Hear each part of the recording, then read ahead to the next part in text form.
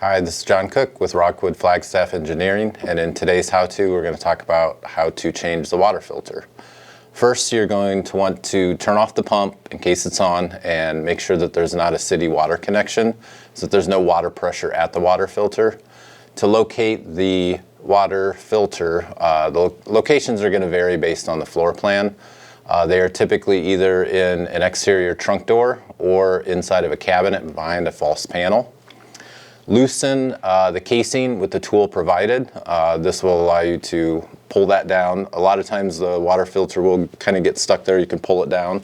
Once the old filter is out, the new filter, you're going to place it inside of the casing with a rubber seal up on top.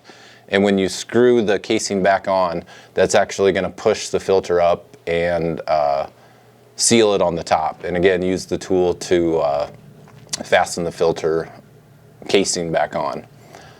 Stay tuned for more how-tos.